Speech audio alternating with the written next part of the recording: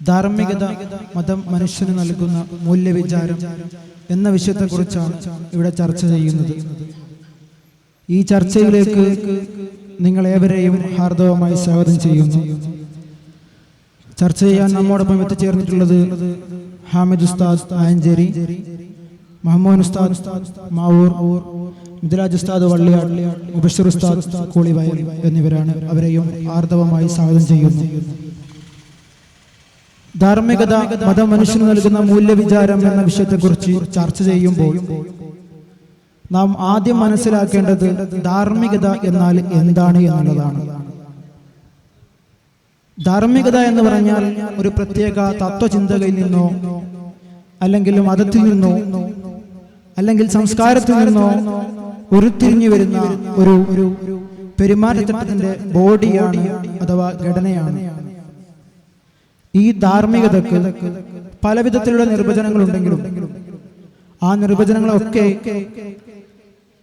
കൂടുതലും ആമുഖമായി പറയുന്നത് സ്നേഹം, സംവേദം, മനുഷ്യത്വം, നന്മ എന്നീ ഘടകങ്ങളെ കുറിച്ചാണ്.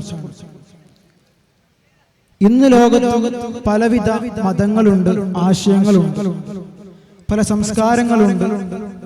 അവരുടെ ഇടയിൽ പലവിധ ധാർമ്മിക ചിന്തകളും മൂല്യവിചാരങ്ങളുമുണ്ട്. നമുക്കറിയാം, ഒരു മനുഷ്യന് ധാർമ്മികത ആവശ്യമാണ്. ആ സമയത്ത് ഈ മതങ്ങൾ എങ്ങനെയാണ് ധാർമ്മികത മൂല്യവിചാരം നൽകുന്നത് എന്നുള്ളതാണ് വിശദമായി നമ്മൾ ചർച്ച ചെയ്യുന്നത്.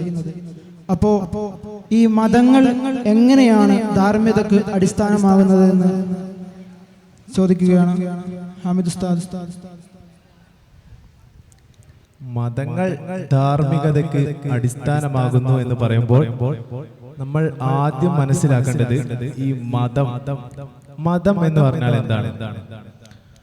മതം എന്നാൽ ജനങ്ങൾ ജീവിക്കുമ്പോൾ അവർക്കുള്ള മാർഗനിർദ്ദേശങ്ങൾ അടങ്ങിയ ചട്ടം എന്ന് മതത്തെ നമുക്ക് വിശദീകരിക്കാം. ഇനി ഈ മതങ്ങൾ പല വിധത്തിലാണ്. ഇസ്ലാം മതം, ക്രൈസ്തവ മതം, ഹിന്ദു മതം, സിഖ് മതം, അങ്ങനെ വിവിധ തരത്തിലുള്ള മതങ്ങൾ ലോകത്ത് വ്യാപകമാണ്. അപ്പോ നമ്മൾ ക്രൈസ്തവ മതം എടുത്തു നോക്കിയാൽ ക്രൈസ്തവ മതത്തിലെ ധാർമ്മികത എന്നത് പ്രണയം, അനുകമ്പ, ദയ, സത്യവാങ്മൂലം എന്നുള്ളവയാണ്.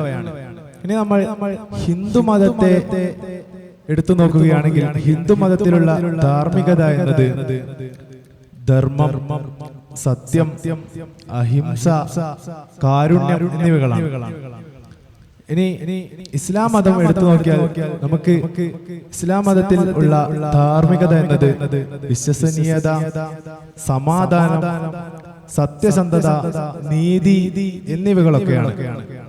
അപ്പോ നാം ജീവിതത്തിൽ പുലർത്തുന്ന കാര്യങ്ങളാണ് ഇതൊക്കെ.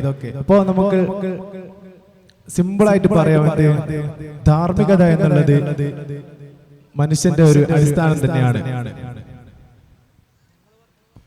നിങ്ങൾ പറഞ്ഞു വരുന്നത് ഓരോ മതങ്ങളും ഉണ്ടെങ്കിൽ ധാർമ്മികത ഉണ്ടാകും എന്നുള്ളതാണല്ലോ, മതങ്ങളെ അടിസ്ഥാനമാക്കിയിട്ടാണ്. എന്നാൽ ഈ മതങ്ങളെ അടിസ്ഥാനമാക്കാതെ എങ്ങനെ ധാർമ്മികത ഉണ്ടാകുന്നു, മതങ്ങളില്ലാതെ ധാർമ്മികത ഉണ്ടാകുമോ എന്നുള്ളത് നമ്മോട് മഹമ്മൂൻ ഉസ്താദ് സംസാരിക്കും. ഒരു മതം ഒരു മനുഷ്യന്റെ ധാർമ്മികതയെ ചൂണ്ടിക്കാണിക്കുന്നില്ല. മറിച്ച് ഈ ലോകത്ത് തന്നെ മതമില്ലാതെ തന്നെ ജീവിക്കുന്ന ഒരുപാട് മനുഷ്യരെ നമുക്ക് കാണാൻ സാധിക്കും. ചില ഗോത്ര ശൈലിയിൽ ജീവിക്കുന്ന, പാരമ്പര്യമായിട്ട് ജീവിക്കുന്നവരായിരിക്കും. അവരുടെ ജീവിത ശൈലികൾ തന്നെ അവരുടെ സ്വതന്ത്രമായ ചിന്തകളായിരിക്കും അവരുടെ ധാർമ്മികത എന്ന് അവർ വിശ്വസിക്കുന്നു. എന്നിരുന്നാലും ഒരു മനുഷ്യൻ, ഞാൻ പറഞ്ഞു വരുന്നത്, ഒരു മനുഷ്യന് അവന്റെ സ്വതന്ത്രമായ ചിന്തകളും അവന്റെ ജീവിത ചിട്ടകളും രീതികളും അവന്റേതായ ആശയത്തിൽ തന്നെ ഉൾക്കൊള്ളിക്കുകയുമ്പോൾ അത് ന്യായപരമായിട്ട് നോക്കുമ്പോൾ ഒരു മനുഷ്യന്റെ ധർമ്മം പുലർത്തുന്ന രീതിയിലുള്ള ജീവിതശൈലിയാണ് അവൻ കാണിക്കുന്നതെങ്കിൽ തീർച്ചയായും അവർ അവിടെ അവന്റെ മതം അവന്റെ ധാർമ്മികതയിൽ ഒരു സൂചന നൽകുന്നുണ്ട് എന്നതിൽ ഒരു സംശയമില്ല. അങ്ങനെയാണെങ്കിൽ ഇന്നത്തെ കാലത്ത് മതങ്ങളില്ലാതെ തന്നെ ധാർമ്മികത ഉണ്ടാകുന്നതാണ് നിങ്ങൾ പറയുന്നത്. അപ്പോ ഈ മതങ്ങളില്ലാതെ ധാർമ്മികത ഉണ്ടാകുമോ? അല്ല, മതങ്ങളല്ലാതെ മറ്റു ആധുനിക പ്രസ്ഥാനങ്ങൾ, പിന്നെ ഈ വർഗീയത, സാമൂഹിക മാറ്റങ്ങൾ എങ്ങനെയാണ് ധാർമ്മികതയെ ബാധിക്കുന്നത്? ധാർമ്മികതക്ക് എന്താണ് അതിനെ കൊണ്ടുണ്ടാകുന്നത്? അത് നമ്മളോട് അബ്ദുൽ ഉസ്താദ് സംസാരിക്കും. ഈ ധാർമ്മികതയിൽ വർഗീയത, സാമൂഹിക മാറ്റം എന്നിവയെല്ലാം ധാർമ്മികതയിൽ വളരെയധികമാണ്. നമുക്കിപ്പോൾ കാണാം, ഈ ആധുനിക കാലഘട്ടത്തിൽ ഉടലെടുക്കുന്ന നമ്മളുടെ ലിബറൽ ചിന്തകൾ, അതുപോലെ തന്നെ വർഗീയത, പിന്നെ അതുപോലെ തന്നെ മറ്റു മാനദണ്ഡങ്ങൾ, മാറ്റങ്ങൾ, ഇവയെല്ലാം ഒരു ധാർമ്മിക മൂല്യങ്ങളെ വളരെയധികം ബാധിക്കുന്ന ഒരു കാര്യമാണ്. അപ്പോൾ ഈ ഒരു അടിസ്ഥാനത്തിൽ നമ്മളുടെ തോന്നിയ പോലുള്ള ജീവിതം, അതായത് സ്വതന്ത്രമായുള്ള ജീവിതം, ഈ ഒരു ജീവിതം കൊണ്ട് നമ്മുടെ ധാർമ്മികത എത്രത്തോളം ബാധിക്കുന്നു എന്നുള്ളത് നാം മനസ്സിലാക്കുന്നില്ല. അതുപോലെ നമ്മൾ തോന്നിയ പോലെ ജീവിക്കുക എന്നതുകൊണ്ട് ഒരു ധാർമ്മിക മൂല്യമുള്ള ഒരു ജീവിതമായിരിക്കണം എന്നില്ല, നമുക്ക് മനസ്സിലാകുന്ന കാര്യമാണ്. അതുപോലെ തന്നെ ഈ സ്വതന്ത്ര ചിന്ത, അത് മാമൂൻ ഉസ്താദ് പറഞ്ഞതുപോലെ അത് ഞാൻ ഉൾക്കൊള്ളാണ്. ഈ സ്വതന്ത്ര ചിന്ത എന്ന് പറയുന്നത് കൂടുതൽ ഈ ധാർമ്മികത്തെ വലിയ രീതിയിൽ എന്താക്കുന്നുണ്ട്, ബാധിക്കുന്നുണ്ട്. കാരണം ഈ നമ്മളുടെ സ്വതന്ത്ര ചിന്തയിൽ എത്തുന്നു, അത് നല്ലൊരു കാര്യമാണെന്ന് ഞാൻ മനസ്സിലാക്കുന്നു. ആ ഒരു നല്ല കാര്യത്തെ സമൂഹത്തിന്റെ കാഴ്ചയിലൂടെ നമ്മൾ കാണുമ്പോൾ അതൊരു തെറ്റായ രീതിയായിരിക്കും. പക്ഷെ സ്വതന്ത്ര ചിന്തയിൽ എന്താണ് പറയുന്നത്, അതൊരു നല്ല രീതിയായ ചിന്തയാണ്. ഈ ഒരു രീതിയിലേക്ക് നമ്മൾ മാറുമ്പോൾ സമൂഹത്തിന് അത് വലിയ രീതിയിലുള്ള ഒരു ഭവിഷ്യത്ത് ആയി തീരാൻ സാധ്യതയുണ്ട്. അതുപോലെ തന്നെ ഈ ഒരു കാലയളവിൽ നമുക്കറിയാം, ഈ ഒരു കാലയളവിൽ ഏറ്റവും കൂടുതൽ ഈ സ്വതന്ത്ര ചിന്ത മൂലം ഉണ്ടാകുന്നത് വർഗീയതയും, അതുപോലെ തന്നെ പല രാജ്യമുള്ള പ്രശ്നങ്ങൾ, അരാജകത്വങ്ങൾ എന്തെല്ലാമാണ് നമ്മൾ കാണുന്നതാണ്, ഇതെല്ലാം നമ്മൾ അറിയുന്നതുമാണ്. അതുപോലെ തന്നെ ഈ ഒരു നമ്മളുടെ ഈ യുവാക്കളിൽ ഈ ഒരു കാലഘട്ടത്തിൽ വരുന്നൊരു സംഗതിയാണ് ഈ ലഹരിയോടുള്ള അടിമത്വം, അതുപോലെ തന്നെ മദ്യപാനത്തിനോടുള്ള അടിമത്വം. ഇതെല്ലാം ധാർമ്മികതയിൽ വളരെ അധികം ബാധിക്കുന്ന ഒരു കാര്യം തന്നെയാണ്. ഇതാണ് ഈ ഒരു രീതിയാണ് വർഗീയതയിലും സാമൂഹിക മാറ്റത്തിലും ഉണ്ടാകുന്ന എൻ്റെ ഒരു ആശയം എന്ന് പറയുന്നത്. അപ്പം ഈ മതം ഇല്ലാതെ തന്നെ ധാർമ്മികത എന്നുള്ളത്, സ്വതന്ത്ര ചിന്താനുള്ള ധാർമ്മികത മനുഷ്യനെ ബാധിക്കുന്നുണ്ട് എന്നുള്ളത് ശരിയാണ് അല്ലെ? നിങ്ങൾ പറഞ്ഞത് നോക്കുമ്പോൾ ഈ മദ്യം, മയക്കുമരുന്നുകളൊക്കെ ഇന്നത്തെ കാലത്ത് വ്യാപിക്കുമ്പോൾ അത് തെറ്റായ പ്രവണതകളിലേക്ക് പോകുകയും ഈ സ്വതന്ത്ര ചിന്ത മനുഷ്യൻ എങ്ങനെയും ജീവിക്കാം എന്നുള്ള ഈ ഒരു രീതി ശരിയല്ല എന്നാണ് നിങ്ങൾ പറയുന്നത്. അപ്പോ നമ്മുടെ മതങ്ങളിൽ ഏറ്റവും ഉന്നതനായ അള്ളാഹുവിന് ഏറ്റവും പ്രിയപ്പെട്ട മതമായ ഇസ്ലാം മതം എങ്ങനെയാണ് ധാർമ്മികതയെ കാണുന്നത്? ഇസ്ലാമിന്റെ ധാർമ്മിക മൂല്യങ്ങളിൽ പ്രധാനമായ കാര്യങ്ങളൊക്കെ ഒന്ന് നമ്മളോട് ഉണർത്താൻ വേണ്ടി ബഷീർ ഉസ്താദിനെ ക്ഷണിക്കുന്നു. നമുക്കറിയാം, ഇസ്ലാം എന്ന് പറയുമ്പോൾ സുന്ദരമായ ആശയങ്ങളും ആദർശങ്ങളും ഒക്കെ മുന്നോട്ട് വെക്കുന്ന, വരച്ചു കാട്ടുന്ന ഒരു മതമാണ് ഇസ്ലാം എന്ന് പറയുന്നത്.